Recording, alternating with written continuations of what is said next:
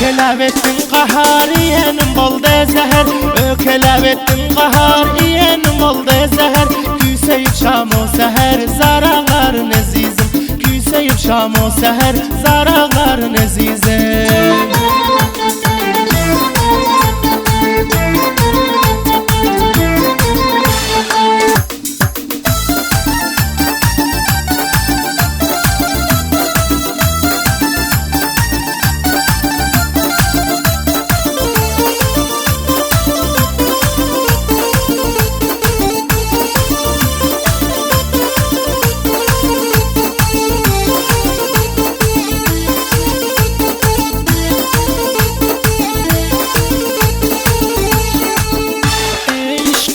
Küyüp pişip derdim derde ulaşıp, İşkımda küyüp pişip derdim derde ulaşıp, Nazların yada düşüp zararların azizim. Nazların yada düşüp zararların azizim.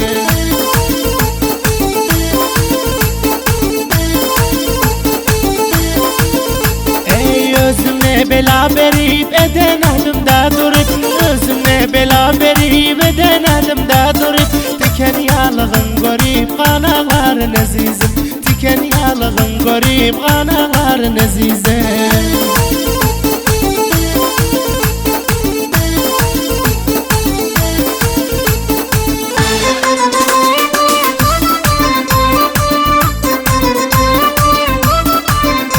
Haşim Koçdiler şiir okuduk ve taze aydınlarına eşleğindiysenizler, Şehri Ankoy, Bender Hançerbağ'dan Cebbar Seyda müracaat eder.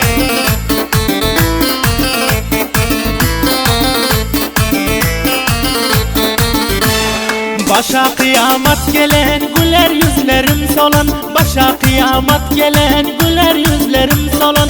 Boldun ve dese yalan zararların azizim. Boldun ve dese yalan zararların azizim.